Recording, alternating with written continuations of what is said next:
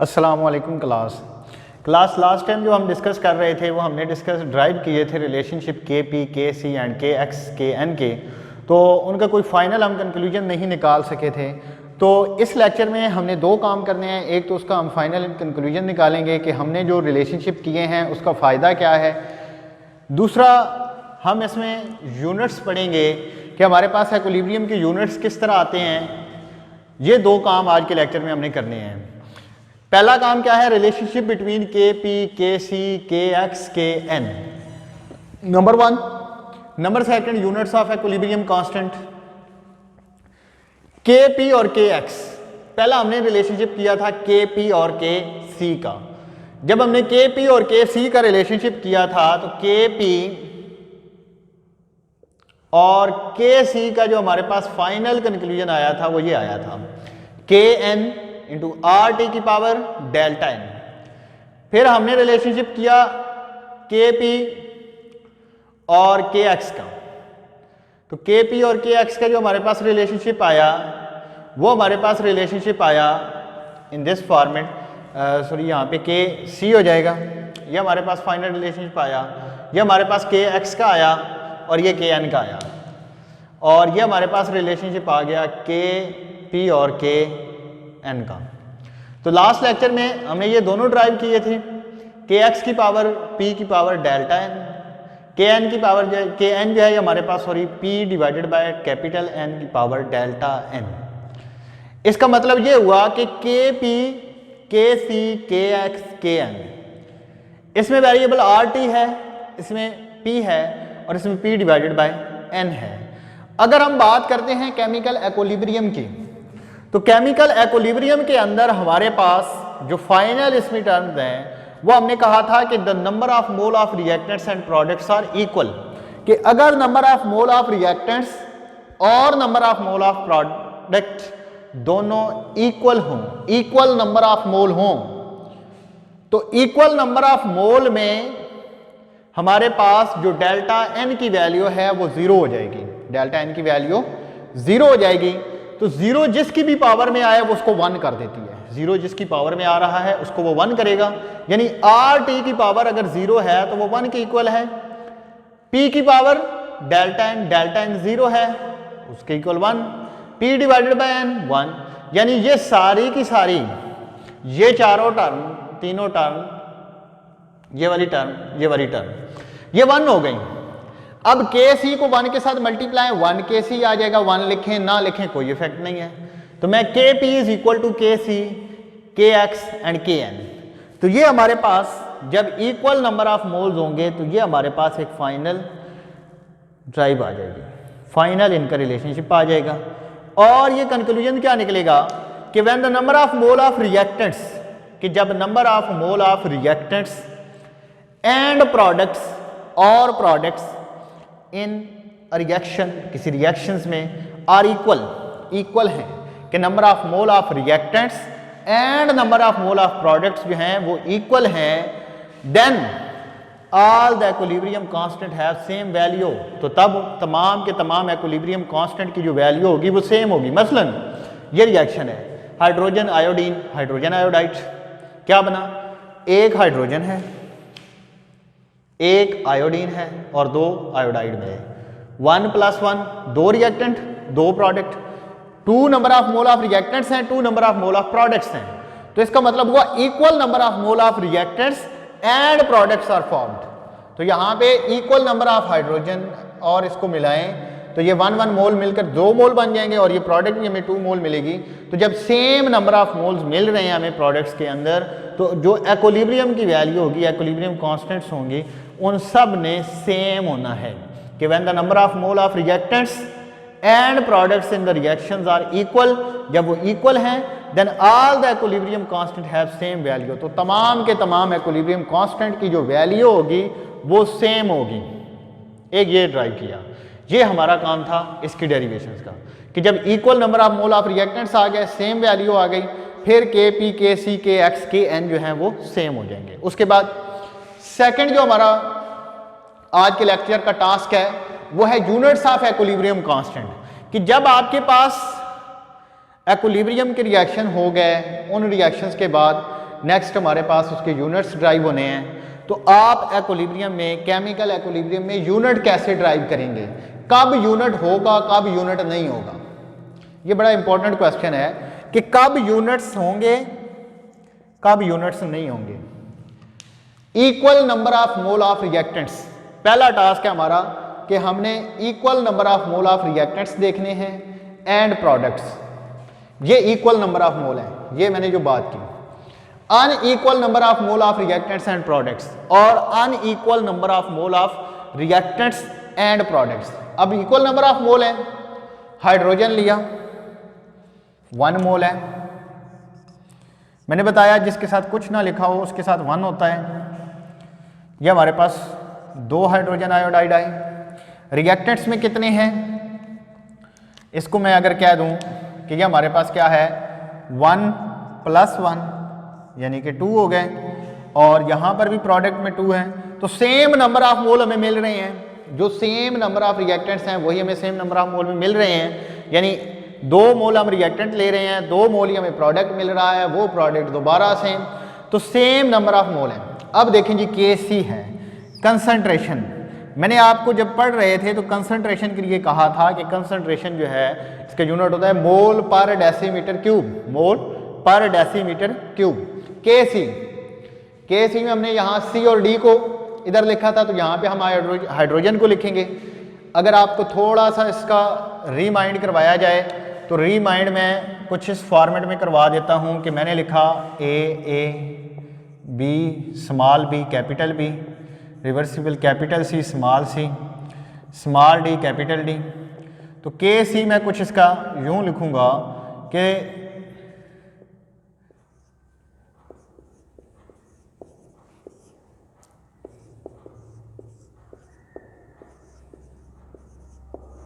यूं लिखूंगा।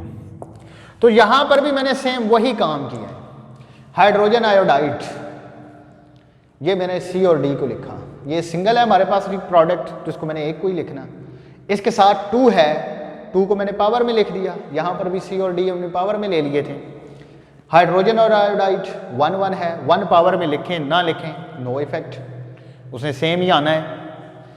Hydrogen iodide की कंसंट्रेशन में C की में जब हम ले रहे हैं तो कंसंट्रेशन ले रहे हैं मोल पर डेसीमीटर क्यूब, मोल पर डेसीमीटर क्यूब स्क्वायर है, स्क्वायर आ गया। यहाँ पे हाइड्रोजन आयोडाइड एक के लिए हम मोल पर डेसीमीटर क्यूब, फिर दूसरे के लिए मोल पर डेसीमीटर क्यूब।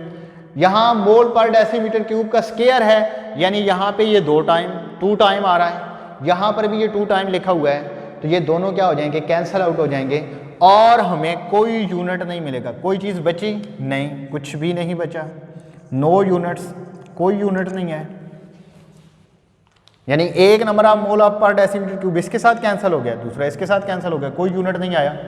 इसी तरह अगर हम उसमें in the format of pressure लेना चाहते हैं, प्रेशर के यूनिट में जाना चाहते हैं, तो हम Kp यूज़ कर लेंगे। जब हम Kp यूज़ करेंगे तो फिर भी हमें क्या लेना पड़ेगा, इसकी पावर, ये इसमें पावर में आ गया, ये सिंपल इसमें आ गए। अब प्रेशर के लिए हम क्या यूज़ करेंगे, प्रेशर के लिए हम यूज़ करते हैं एटमॉस्फेरिक प्रेशर, ATM।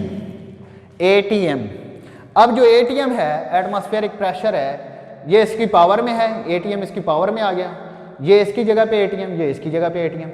ये क्या हो जाएगा, इसकी पावर में, ये 2 डिवीजन में है, पावर में भी 2 है, तो ये आपस में कैंसल आउट हो जाएंगे। जब ये आपस में कैंसल आउट हो गए तो कैंसल आउट होने के बाद फिर भी क्या आया, नो यूनिट्स, यानी कि कोई यूनिट्स नहीं है। तो मैं ये कह सकता हूं कि अगर आप यूनिट ड्राइव करना चाहते हैं तो जब equal number of mole of reactants and products होंगे तो कोई यूनिट्स आपको नहीं मिलेगा। ये केस नंबर फर्स्ट है। सेकंड केस आ गया अनइक्वल। कैसे, यहां नाइट्रोजन है, नाइट्रोजन हमारे पास 1 मोल है, 1 प्लस हाइड्रोजन 3 है, टोटल ये कितने हो गए, 4। यहां पे अमोनिया कितना बना, 2। इसका मतलब है 4 मोल हम रिएक्टेंट्स ले रहे हैं, 2 मोल हमें प्रोडक्ट मिल रहा है। इसका मतलब है unequal number of mole of reactants and products हैं। एक ये चीज, अगर मैं दूसरे वे में बात करूं, आप कहें कि सर इसमें तो हमने इनको इक्वल करना है, तो जब हम इक्वेशन की इक्वलिटीज को देखते हैं, बैलेंस्ड केमिकल इक्वेशंस की बात करते हैं। नाइट्रोजन यहाँ पे 2 है, जब 2 के साथ इसको मल्टीप्लाई किया नाइट्रोजन यहाँ पर भी 2 हो गए। हाइड्रोजन यहाँ कितने हैं, 6 हैं, 3 मल्टीप्लाई बाय 2 6 हैं, 2 मल्टीप्लाई बाय 3, तो यहाँ पर भी क्या है, यहाँ नाइट्रोजन 2 है, नाइट्रोजन 2 है, हाइड्रोजन 6 हैं, यहाँ पर भी नाइट्रोजन 2 हैं और हाइड्रोजन जो हैं वो 6 हैं। तो मैं ये कह सकता हूँ कि इन बैलेंस्ड केमिकल इक्वेशन के अंदर जो है वो number of mole of reactants and product same नहीं है। अब मैं इसमें लेकर आता हूँ Kc को, Kc लेकर आए, कंसंट्रेशन जो हमारे पास प्रोडक्ट की पावर में 2 आ गया, इसके साथ 2 है, number of mole, and nitrogen के साथ कुछ नहीं है, पावर में हमने कुछ नहीं लिखा, यानी 1 है तो 1 को नहीं लिखा। हाइड्रोजन के साथ 3 है तो इसकी पावर में हमने 3 लिख दिया। इसी तरह मोल पर डेसीमीटर क्यूब पावर 2।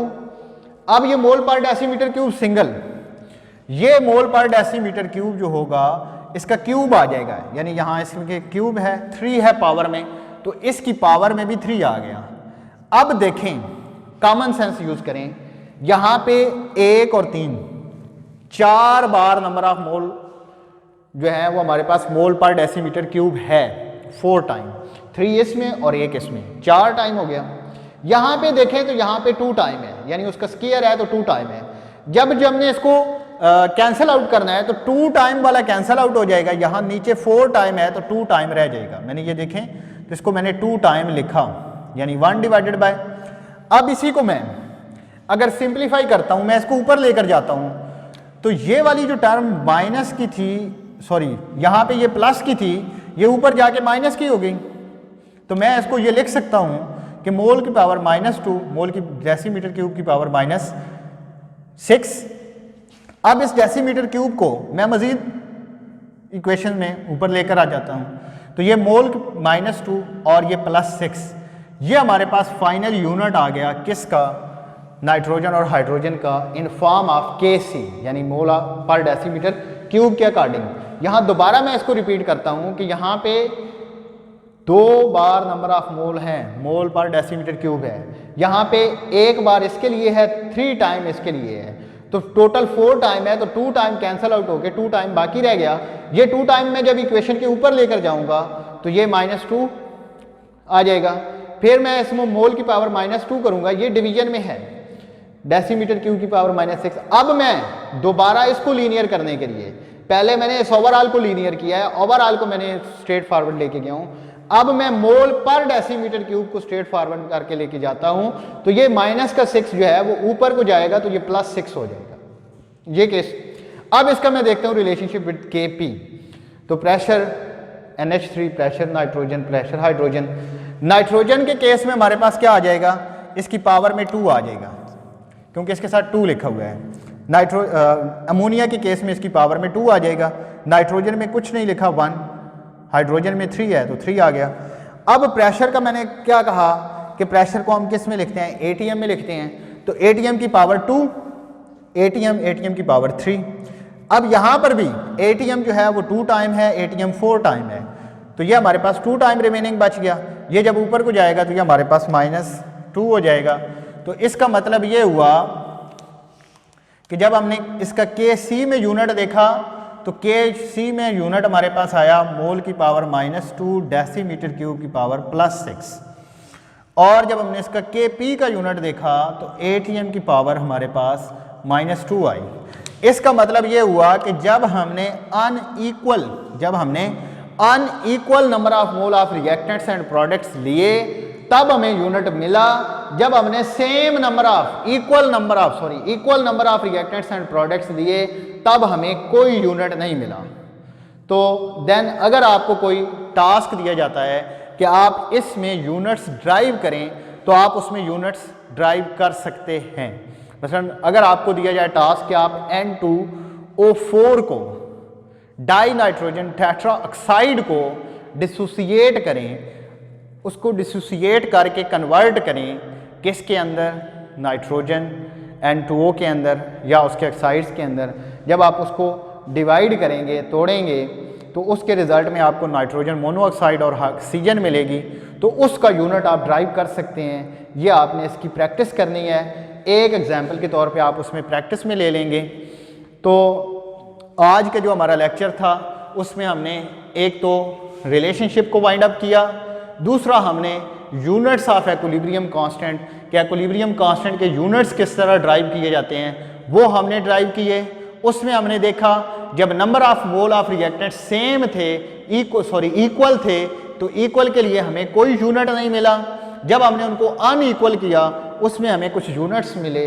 तो ये यूनिट्स डिपेंड करते हैं उस इक्वेशंस के ऊपर जिसमें आप अनइक्वल की इक्वेशन लेकर उसको ड्राइव कर रहे हैं। तो बेटा इसके लिए जो भी आपका क्वेश्चन हो आप वीडियो देखने के बाद मुझसे ये क्वेश्चन पूछ सकते हैं।